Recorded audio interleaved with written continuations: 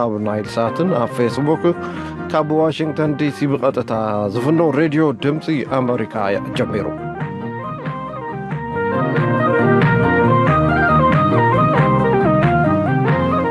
قلت ربع 22 نحاس 2011 ወይ ከዓ 28 نحاس 2019 بأقصاص أوروبا دحندم زيهم كبراتنا زينا نقدمنا دحريኡ مدحان حق منግስትን ህብረ ብሔራውን ፌደራላዊ ስርዓትን ዲሞክራሲያዊ ሃገራዊ ሓድነት ኣብ ትሕቲ ዝብል ጭብጥ ወይ ከዓ ቴማ ኣብ መቐለ ናይ ክልተ መዓልታት ኣኼባ ተሰላሲሉሉ ሓበራዊ መግለፂ እውን ኣውፂኡ ሪፖርት ክሎና እዩ ናይሎም መደብና ንፖሊስ ኢሚግሬሽን ኣሜሪካ ዝምልከት ምስ በዓል ሞያ ሕጊ ዝጀመርናዮ ኣገዳሲ መደብ ኮይኑሎ ዜና ንቅድም ካብ ተወልደ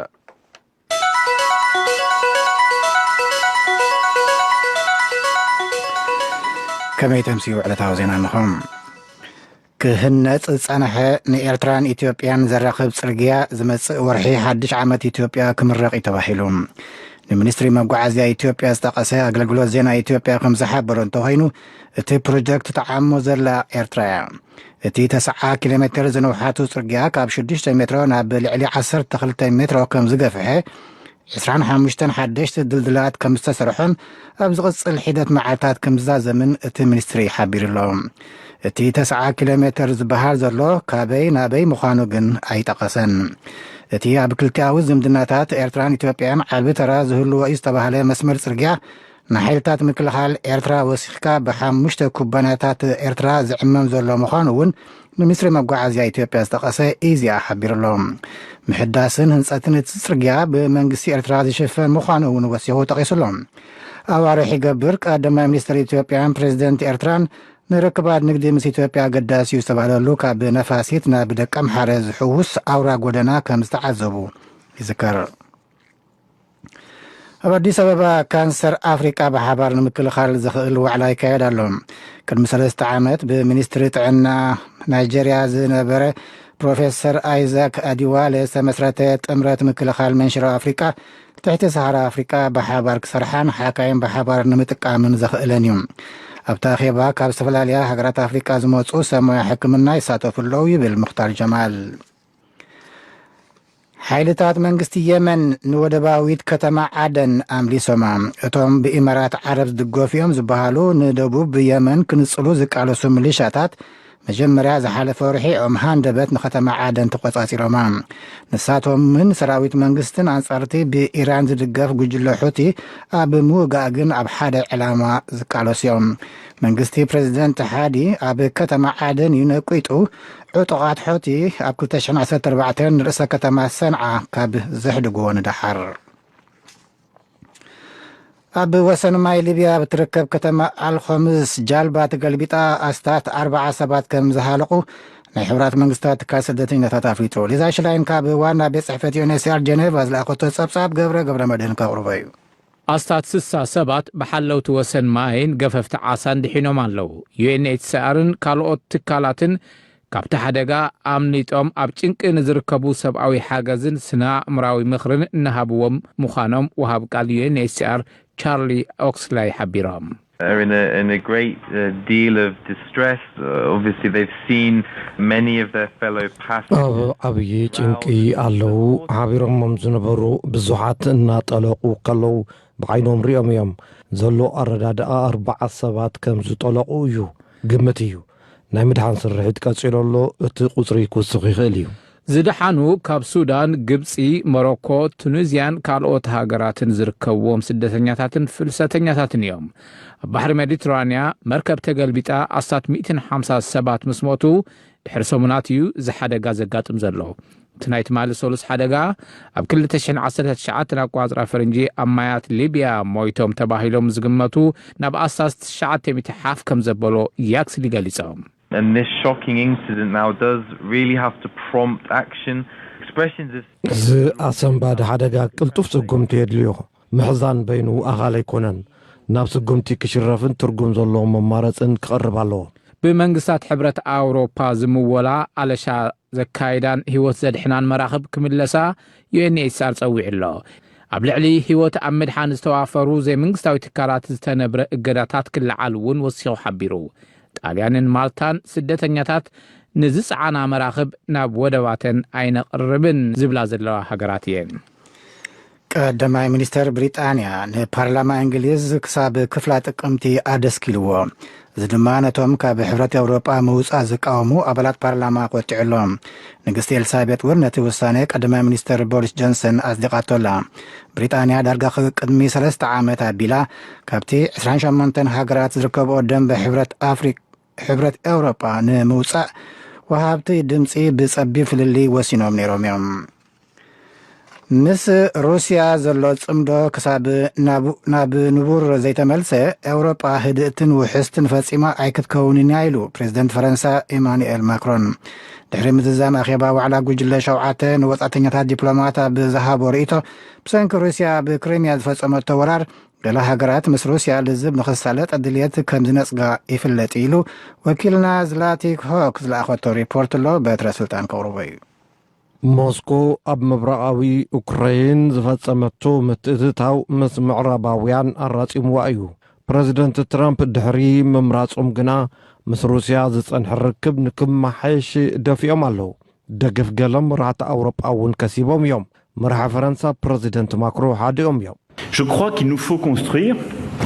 une nouvelle architecture de confiance. ከም ዝመስለኒ ኣብ ኣውሮፓ ሓድሽ ሞዴል ጸጥታን ምትእምማንን ክንውንን ኣለና። ምክንያቱ ኣውሮፓ ምስ ሩስያ ዘሎ ጽምዶ ክሳብ ዘይተመሓየሸ ፈጺሙ ርጉኡን ውሑስን ስለ ዘይኾነ ገለ ሃገራት ኣብ ልዕሊ ሩስያ ተወሳኺ እገዳ ንክትግበር ረብሖ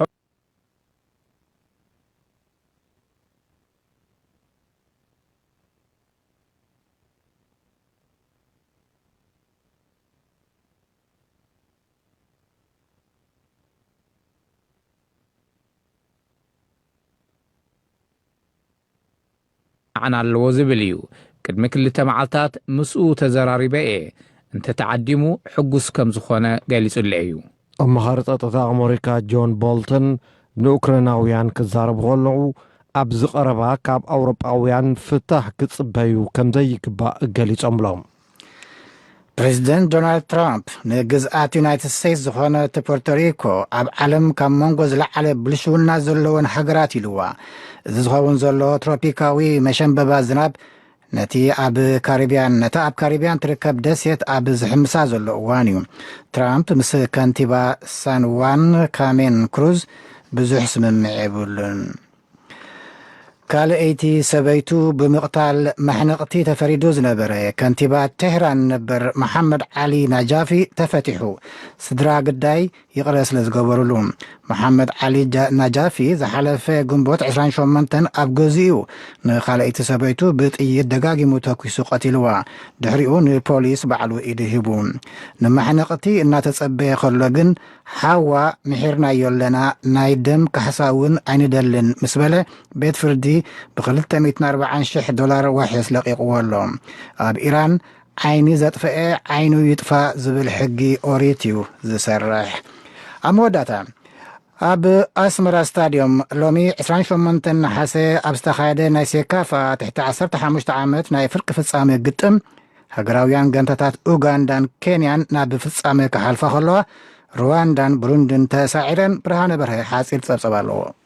ሎሚ 28 ነሓሰ ኣብ ኣስመራ ስታድዮም ኣብ ዝተገብረ ግጥም ፍርቂ ፍጻሜ ማእከላይን ምብራቕን ኣፍሪቃ ሴካፋ ትሕቲ 15 ዓመት ሃገራውያን ጋንታታት ኡጋንዳን ኬንያን ናብ ፍጻሜ ሓሊፈን ፈለማ ሰዓት 1:30 ድሕሪ ቀትሪ ዝገጠማ ኬንያን ሩዋንዳን ኣብ ምድብ ግዜአን ሓደ ማዕረ ብምፍልላየን ናብ ፍጹም ቅላዕ ኣምርሐን ኣብ መወዳእታ ሃገራዊት ጋንታ ኡጋንዳ 5-4 ሲዒራ ድሕረን ሰዓት 4 ዝገጠማ ሃገራውያን ጋንታታት ኡጋንዳን ብሩንዲን ከዓ ብዓወት ሃገራዊት ጋንታ ኡጋንዳ 6-0 ተዛዚሙ ብመሰረት ዝወፀ መደብ ፀወታ ንመጋጥምተን ዝሰዓራ ሃገራውያን ጋንታታት ኬንያን ኡጋንዳን ቀዳም ንዋንጫ ክፃወታ ከለዋ እተን ዝተሰዓራ ሩዋንዳን ብሩንድን ከዓ ዓርቢ ንደረጃ ክፃወታ እየን። ብርሃነ በርሀ ንድምፂ ኣሜሪካ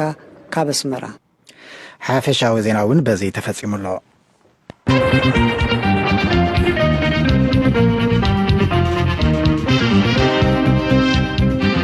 يغنيلا تولد زي راديو دمس أمريكا VOA كاب واشنطن يتكتاتلو زلهم نما غلغن وسدكم أبتغتما نغلطو معالتات الناتغ هذا زقني هاجر لها مدرخ مدحان حق منقستن ሕብረ ብሔራዊ ፌደራላዊ ስርዓትን ዝተሰየመ ዋዕላት ማለት ኣማሲኡ ተዛዚሙሎ ኣብቲ መድረኽ ኣስታት 38 ፌደራላውያን ፓርቲታት ሓዊሱ ዝተፈላለዩ ሽማግለ ዓድን ምሁራትን እውን ተሳቲፎም እዮም እቶም ተሳተፍቲ ተመሳሳሊ ዘተ ብቐጻሊ ኣብ ካልኦት ከባቢታት እውን ንምክያድ ወሲኖም ኣለዉ ሙልጌታ ጽባህ ካብ ውድባት ፖለቲካ ሽማግለ ዓድን ምሁራንን ዝተውጻጹ ዝተሳተፍሉት መድረኽ ብቐጻሊ ኣብ ካልኦት ክልላትን ምምሕዳር ከተማታትን እውን ተመሳሳሊ ዘተ ክካየድ ወሲኖም ተሳተፍቲ መድረኽ ኣብ ዘውጽኦ በዓል 10 ነጥቢ መግለጽ ቋም ኣብዚ ሕዚ እዋን ሕብረ ብሔራዊ ፌደራላዊ ስርዓትን ሕገ መንግስትን ኣብ ሓደጋ ከም ዘሎ ገሊጾም እዚ ሃገር ይመርሕ ዘሎ ኢህወደግ ውሽጣዊ ጸገማት ፈቲሑ ሕገ መንግስትን ሕብረ ብሔራዊ ፌደራላዊ ስርዓት ናይ ምሕላው ሓላፍነት ኣለዎ ድማ ኢሎም እዚ ምሕላው ህልውና ሃገር ምዃኑ ኩሉ ዜጋ ሓላፍነት ክዋጻእ ጸዊዖም ልዕልና ሕጊ ብምርጋጽ ድሕንነት ዜጋታትን ሰላምን ንምኽባር መንግስቲ ሓላፍነት ክዋጻእ ሓቲቶም ሕብረ ብሔራዊ ፌደራላዊ ስርዓትን አደጋ ላይ ነው ሲባል የኢትዮጵያ ብሔሮች ብሔረሰቦች ህዝቦች ነጻነትና መብቶቻቸው አደጋ ላይ ወድቋል ማለት ነው ሕብረ ብሔራዊ ፌደራላዊ ስርዓት ኣብ ሓደጋ ኣሎ እንትበሃል ናይ ኢትዮጵያ ብሔር ብሔረሰባትን ህዝብታትን ነጻነትን መሰላቶምን ኣብ ሓደጋ ወዲቕሎ ማለት እዩ بخالي قص دما ازوم نصانتن مسلاتن كتحاسو منقسقاس بيت مخر فيدريشن تكالاو هلونو زفتاتن ون بمخانو حق منقسن حبر بهراوي فدرالاو سرعاتن مدحان استجمره هاجر لخ مدرخ اب كلهم بهراوي كللاتن اب كلتيوم من محدار كتماتاتن تمثال مدرخ كفترو كل يقبأني يزبل اكال دما حاجز كجبر صوعيتنا نقرب يوم زبالهم حق منقسن من محياش ابزد ليلو دما بمسرته تحقي ككايد كمزلو ملخيتهم اتم تساتفتي حق منقسن حبر بهراوي فدرالاو سرعات كاب حدقان مدحان كمزك علسو قال زاتو خوينم مرص اخلتشن 10 تخلتن دما اب اوانو ككايد حاتيتهم حق منقستاوي سرعاتون مادان مالت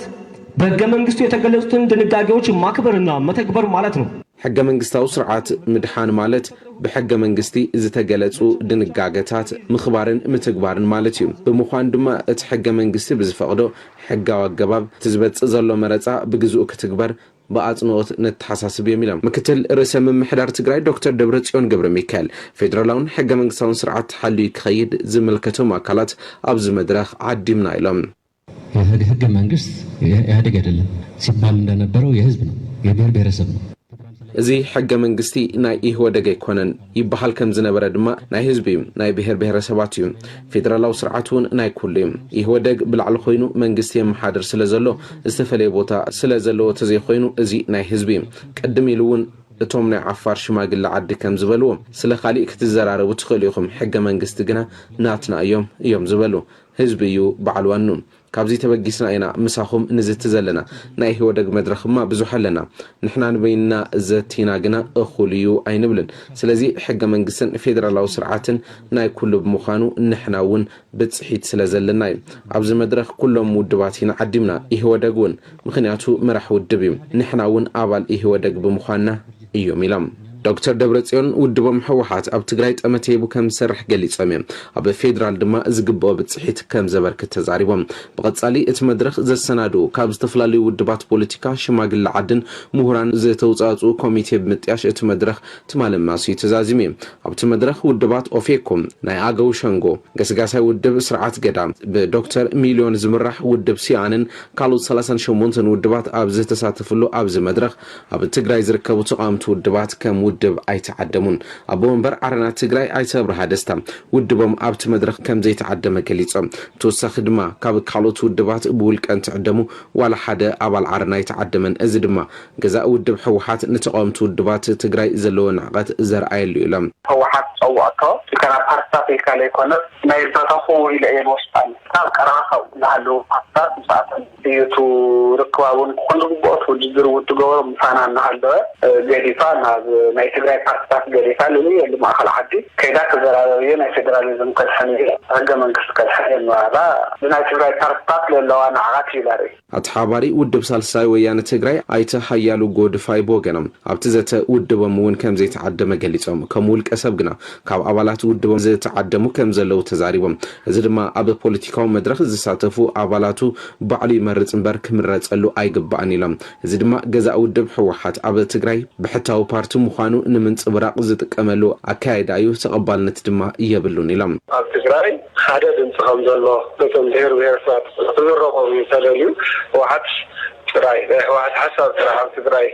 ተቐባልነት ከም ዘሎ እዚ ጥራሕ ተቐኒት ክወስድ ከም ዝኽእል እዮም خارج فسنا الوغنازي اينوبولن ኣብዚ ጉዳይ መልሲ ዝሓተትናየን ሓላፊት ቢሮ ርክብ ህዝብን መንግስትን ክልል ትግራይ ወይዘሮ ሊያካሳ ኣብቲ መድረኽ ኣመራርሓ ሳልሳይ ወያነን ባይቶናን ብውልቀት ዓዲሞም እዮም ከም ውድብ ዘይተዓደሙ ግና ኣብ ቦርድ መረፃ ተመዝጊቦም ኣፍልጦ ስለ ዘይረኸቡ ይለን ንምንታይ ብፓርቲ ዘይተፀዋዕና ዝብል ድማ ቲ ሓቂ ፓርቲ ምዃኖም ኣፍልጦ ካብ ምርጫ ቦርድ ስለ ዘይረኸቡ ከም ውልቀ ሰባት ግን ነቲ ፓርቲ ናብ ጉዕዞ ናፍቲ ፓርትነት ዝቕየረሉ ኩነታት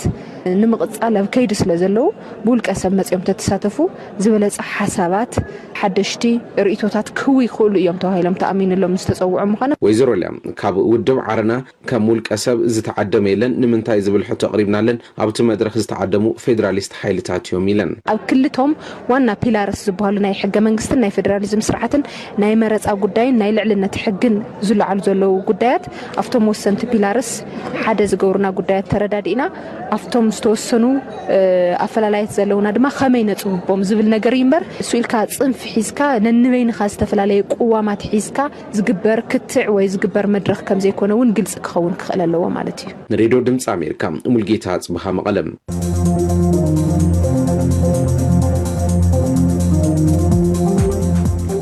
يغنيالنا مولجيتا زي راديو دمسي أمريكا VOA كاب واشنطن دي سي يو ناب مدب حزبي مسزوي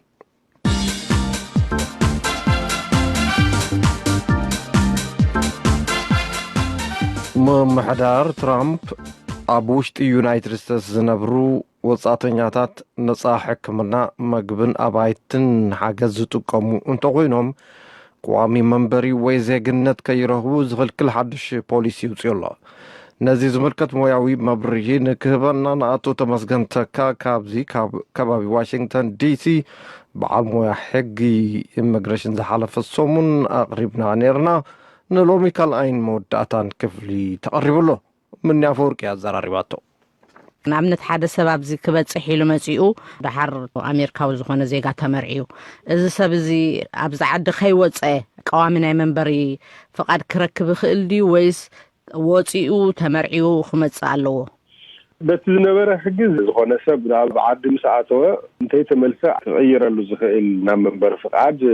ኣሎ መምርሒ እንድሕር ተመርዖ ወይ ዝተመርዖቶ ኣሜሪካዊ እንድሕር ኮይኑ ብዜግነት ምውሳድ የድልዮምን ኣብዚ ኮይኖም ክቕይሩ ይኽእሉ እዮም መንበሪ እዮም ትቐንዲ ነገር እንታይ እቲ ዘመልክት ኣለዎ ወይ ተመርዕዎ ወይ ዝተመርዐወቶ ሰብ ዜጋ ክኸውን ኣለዎ ብዚ መምርሒ እዚ ዝምልከት ዝተፈላለየ መንገዲ ሰባት ብሓዳር ይኹን ብካሊእ መንገድታት ይኹን መንበሪ ፍቃድ ዝሓቱ ሰባት ኣለዉ ስለዚ እታ ቀንዲ ነገር ዝዓዲ ነባራይ ክኸውን እየ ኢሉ ንዝሓትት ሰብ ብሕጋዊ መንገዲ ካብቶም ካልኦት ረቑሓታት ብተወሳኺ ናይ መንግስቲ ሸኽሚ ከም ዘይትኸውን ኣርድአና ከም ዓይነት ዕድል ኣሎ ዶ ኢሉ ይግምገም እዩ ዝብል ከመይ ኣብ ተግባር ከም ዘውዕልዎ ክንርኢ ኢና ካልኣይ ከዓ ብትክክል ኣብዚ ዓዲ ክትነብር ከለኻ እንድሕር ትጥቀም ነርካ ናይ መንግስቲ ሓገዝ በቲ ዝተባሃለ ግዜ ን12 ወርሓቲ ወይ ካብኡ ላዕሊ ክንክለካ ኢና እዩ ዝብል ስለዚ ትቐንዲ ነገር ናይቲ መምርሒ መንበሪ ፍቃድ ንኽረኽቡ ዝሓቱ ሰባት ዝምልከት እዩ ካልእ ንኣብነት ሰባት ብዝተፈላለየ ምክንያት ናብ ዝዓዲ ኣትዮም ንበል ኣብዚ ምስኣተው ንዓዶም ክምለሱ ከም ዘይኽእሉ ብምግላጽ ዕቁባ ይሓቱ ድሓር እቲ ናይ ዕቁባ ፕሮሰስ ግዜ ስለ ዝወስድ ኣብ ዝተወሰነ እዋናት ተዘይተጋገሚ 150 መዓልታት ዝኾኑ ናይ ስራሕ ፍቃድ ወሃቦ ክሳዕቲ ዘቕረቦ ናይ ዕቁባ ምሕታት መመልከቲ መልሲ ክሳዕ ዝረክብ ወይ ተቐቢልና ካለና ወይ ኣይተቐበልና ካን ብፍላይ ኣብዚ እዋን እዚ ንብዙሓት ደንጉና እውን ስለ ዝብሉ ዘለዉ ትመልሲ ማለት እዩ ትቁርፁ ዝበለ መልሲ ስለዚ እናሰርሑ ክፀንሑ ግን ናይ ስራሕ ፍቃድ እናሓደሱ ክፀንሑ ዝገብርዎም ኩነታት ኣለዉ ብከምኡ ዓመታት ዝፀንሑ ሰባት ኣለዉ እዞም ሰባት እዚኦም ንኣብነት ቤተሰብ ክቆልዑ ዝህልዎም ክህልው ይኽእሉ ስለዚ ዓቕሚ ስለዘይብሎም በተን ዝሰርሕዎን እውን ክናበሩ ስለዘይኽእሉ ናይ መንግስቲ ሓገዝ ክሓቱ ይኽእሉ ሓቲቶም እውን ገዛ እውን ክወሃቦም ይኽእል ከምኡ እዞም ሰባት እዚኦም ገና ውሳኔ ኣይተወሃቦምን ናይቲ ዕቁባ ዝሓተትዎ نخرخبون نخيرخبون تناي منبر فقاد مالتيو تنكفهم دو زي حجي محتاتهم كالق تقبلناكم لنا ولا انتبلوهم زي قلنت عمخاني تنكفهم دو زوم سبات زيهم عقبة زحتت سبات قدامي زوهاهم عقبة زبهال منبري فقادي زين مركب ناي منقست حاجة زدرخيكم يرخوكم من زبل عبد متيعات نزيون رفيجيسن عقبة زحتتنا أي ملكتهم تبعين زلت عند نجار زي عقبة مركب ناي منقست حاجة تركب نركاي نوركان وين نوركن زبهال مروحة أي ملكتهم ده هارجن عقبة مسرحوا جرين كارد ترخبوا زي قلنا مركب عاوز جبر تيدي جن في حاجة نمتعيش تبعيلو خابزو وحاوم وطع زلو حاجز عبد المتعتي يوصل يوسدي لذا تعقوبة مركب من أي منقص حاجز رخيكم دايرهاكم من الزبهال حتى أي العالم نزي أي ملكة من زبزلة من بحول تحري عقبة مستفاقد اللهم جن كاو حسابنا بجرين كارد زلو وان انت دعا مونغوزي حاجزنا منقص رخيبهم نتي نا جرين كارد مركبهم كيدخ تنكفوي خيليو بتركل أون عواز رهو سبات بتوصل بناي منقصي فولي بروجرام متعيش تواهيلو جبر لهم وصل حاجة زلو عوبان زرهو رفيجيس دما بسفيحو زي هم حاجة زي غلطرن نزي ممرحزي جن كابو تعزلو جن اندحر رخيبهم جرين كارد حاتو خلو ويدما مزلاق من برف عارك حاتو خلو جرين كارد نولو شعو اب قمتي عطي زي حاجة زي رخيبهم ينور اي رخوون زول اب قمتي عطي جرين كارد اللوم دحر زيغاتات كوخونو انتدليم دما مو انتدعا منقص حاجة ستقيمهم ناي زيغنت مملكتي امون كتنكفو يخيليو كدم زيغنت انتهي لو غناي جدن منبر فقاد مركب كدلي بحديث وص منبر سلازغونه منبر فقاد زحاتو زبلي تي تطقيمو مولو زلو وورد زيغان مخال زبلي يكونن زيرو جن زيغان مخان حدث ميو جرين كارد ركب سلازلو عند زراز منبر حزي جرين كارد حاتو سبات يزمل كتب ساعه تردني مالتي منبر جرين كارد هالي ومدرو زيغاتات كوخونو حاتو خلو حاجه زرخيبكم دو وسيركم دو ناي منقص زبل حتو اي قربلو مني مس زيغنت وزتحازه ايكونن منبر حزي زملكت مس جرين كارد مس منبر فقاد زتحازه زي شمنت ميتن جالن جاس ممرهيو سبيسيفيك زغونو نغرات رئيها مالته زحشه نغر كبال كالي او كصالاي جن بتي اتقالال منفسينا نخيل نتم حدش توصاتنيات جن زيرو حتى حدي مغنياتو جرين كارد انت يرخبكا زيغا مخانه يكال ساعه سردنت ممرهي ناي زيغنت مزراخبو زبل فريز ويد ما قالات يكون انت تايموني جرين كارد مزراخو دما منبرفقاد مزراخو زبل انا ساعه سرداهو زرزر نجارات بزملكت جن كل جزء زملكتهم سمعتي نايت حق منفس انتي مهانو نمردا يوم كتكمل زلهم كم زعلت ميتنبر سبيسيفيك زغونه نا حق مخري بعلميا بقلت ما خيركا يخوسن زلو مثلا بتفكر لازم نالبات جرين كارد هاللي ومن زيغنت كملكتو انت خوينهم زملكتهم زي ملكتهم مخانو بعين حق خريقتو يكمخرو يدلي بطعم صبق كل من البات بزحات سبات عقبه حاتيت ناس ملسي بوانو عين ركبن زبل مررتات يسمعمو نعمنا تاب حدا اوان مسملكتو دارغا وشت عمت شد شورحي الطفهم ملسي يرخبون يرم لوم جن نعمتات ملس خير خبنا ويتقبلناكم لنا يبلونا ويتقبلناكم لنا يبلونا بقى بتانا يسرح فقط راح زرمو خوينا ننبر لنا نعمنا حدا ابو يابزو لهم صدرو خمصاي خلن ويادبزو لهم ويسبيت بزو له سبعه خمصاي خلنكم عينت كنتات اغاطيمنا زبل لهم منالبات ابزو بلو ነገር እንታልካ ተመስገን ናይ ኢሚግሬሽን አካይዳታት ማለት ነው ትክክል ይተዝበልክ አለው በግልጽ እነዚህ ሁነታት ዝሓት ሰባት ምስ ፕሬዚደንት ትራምፕ ምሕዳር በሐባር ዝመጽእ ዝመስሎም ግን ቅድም ኢሉ ፕሬዚደንት ኦባማ እንዳሃለው ዝተጀመረ እዩ መንግስት ዝህቦ መግለጺ ኣብ ዶባት ናይ አሜሪካ ብዙሕ ሰባት ይኣቱ ስለዘለው ኦባ ስለዝሓቱ ዘለውና ሰባት ኣብኦት ኪሮም ሰርሕ ስለዘለው እኹል ሪሶርስ እኹል ሓይሊ ሰብ የብልናን ብዝብሊት ምድንጓይ ተፈጢሩ ዘሎ በሓደ ወገን ግን ካልኦት ናይ መጻተኛታት ተጣበቅቲ ዳአቱ ሰባት ናብ አሜሪካ ወይ ድማ ፈቃድ ዝረኽቡ ሰባት ንምንካይ ንምቅናስ ኮኔልካ ዝተገብረ በፖሊሲ ደረጃ ዝተሓዘ እዮም ዝብሉ ግን ዘይሩ እቲ ዘሎ ኩነታት እቲ መንግስቲ አሜሪካ ባዕሉ ናይ ሰብ ሓይሊ መዲቡ ተሰራርሓ ቀይሩ እንድሕር ዘይርእዎ ማለት እዚ ዝበሃል ፍታሕ ክመጽእ ይኽእል ኣብ ኢድ መንግስቲ ዘሎ ናይ ፖሊሲ ውሳነ ዝሓትት ናይ መጻተኛታት ተጣበቕቲ እውን ቀሪቦም ነዚ ጉዳይ ክሓቱ ከለዉ ሰብ መዲብና ብወፍሪ ዓይነት ክንሰርሖ ኢና ዝብል ቃላት ይመጽእ ካብ መንግስቲ ግን ንተግባር ዝተረኣየ ክሳዕ ሎሚ የለን ካልእ ምናልባት ካብ ከባቢ ናብ ከባቢ ይፍለዶ ንኣብነት ሓደ ሰብ ዕቑባ እንተሓቲቱ ኣብ ዲሲ እንተኮይኑ እዩ ዝቐልጠፈ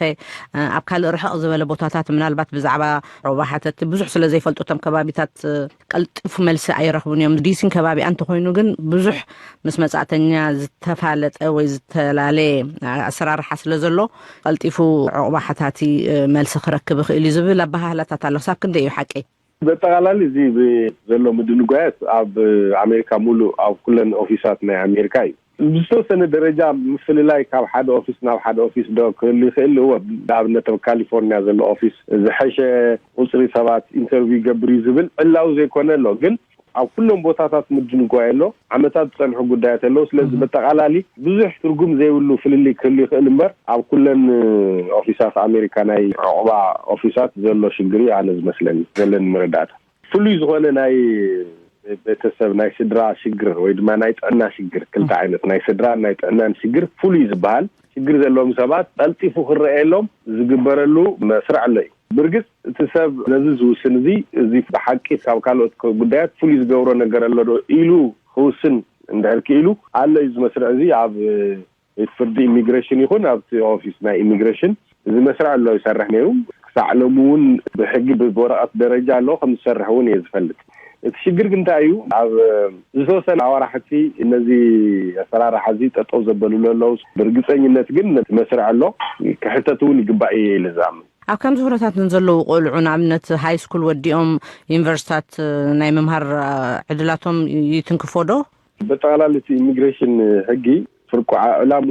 መጻእተኛታት ምግዳፍ ስለ ዝኾነ እቲ ስድራታት ዘጋጥሞም ሽግራት ኣብ ግምት ዘእቶ ኣይኮነን ንኣብነት ከይድ እንዳሃለዎ ሓደ መንእሰይ ቤት ትምህርቲ ከይኣቱ ይኽእል ዩኒቨርሲቲ ዝኣትወሉ ግዜ ክሓልፍ ይኽእል ግን ነዚ ኣብ ግምት ዘእቱ ነዚ ርኡ ተፈለየ ርእቶ ሂቡ ፍታሕ ዝህብ ዓይነት መስርዕ የለን ኣብ ኢሚግሬሽን ነዚ ገለገሊ እቲ ናይ ኢሚግሬሽን ካይዳ ሰብኣውነት ዝጎደሎ እዩ ዝበሃል ነዚ እዩ ሃራይ ኣቶ ተመስገን ተካ ኣብ ከባቢ ዋሽንግተን ዲሲ በዓል ሞያ ሕጊ ግዜኻ ከም ዝሰዊኻ ንዝሃብካና መብርሂ ኣዝየ የመስግነካ ብሽመይ ብሽም ሰማዕትን ኣሜለይ ናብ ርእቶኹም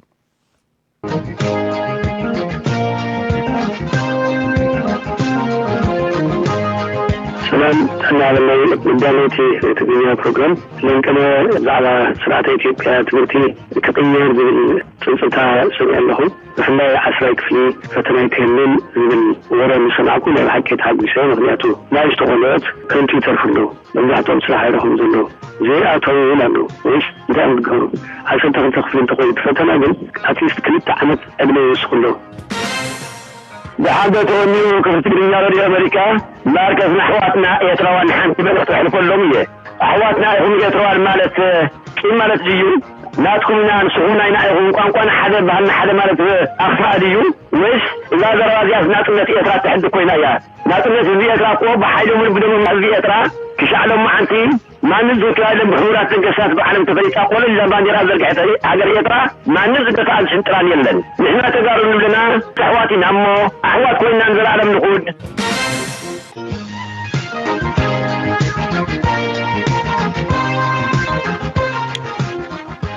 وهاب تريتو بزخنا مسكن كالوت كتساتفون تدليكم قصري تلفوننا 303 305 إيميل انتدليكم horn@voanews.com إلكم لأخولنا